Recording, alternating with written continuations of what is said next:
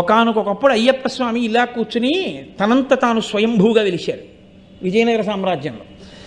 ఎంత చెక్కినా ఇలాగే వచ్చింది విగ్రహం. భయపడి రాజుకి వెళ్ళి చెప్పాడు. అప్పుడు ఆ మహానుభావుడు రామరాయల వారు పరిపాలిస్తున్న కాలం.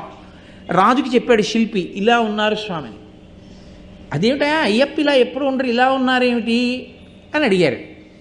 అడిగితే ఏదో రకరకాల కారణాలు చెప్పారు.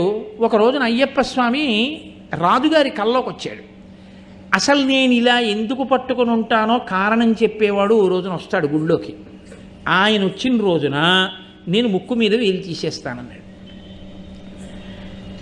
సరే రాజుగారు ఎదురు చూస్తున్నారు. ఒక రోజున అప్పయ్య దీక్షితుల వారు వచ్చారు. మహానుభావుడు, కారణజన్ముడు. ఆయన్ని వేరొక పండితుడు, ఆయన విష్ణు భక్తుడు, ఆయన్ని తీసుకుని రాజుగారు గుళ్ళోకి వెళ్ళారు. ముందు విష్ణు భక్తుడిని అడిగారు, ఎందుకు ఇలా ఉన్నారు అయ్యప్ప అని అడిగారు. ఏమిటో పరమేశ్వరుడి కొడుకు, శ్రీ మహావిష్ణువుకి కొడుకు, కానీ భూతనాథుడని పేరుంది, చుట్టూ భూతాలు ఉంటాయి. ఏమిటానా ఈ ప్రారంధం, శివుడికి కొడుకోవడం వల్ల నాకు ఈ భూతాలు అంటుకున్నాయి చుట్టూ అని చెప్పి ఆయన బాధపడుతూ ఇలా పెట్టుకున్నాడు అన్నారు. ఆయన ఏం తీయలేదు వేలు. అప్పయ్య దీక్షితుల వారిని అడిగారు. అడిగితే అప్పయ్య దీక్షితుల వారు అన్నారు,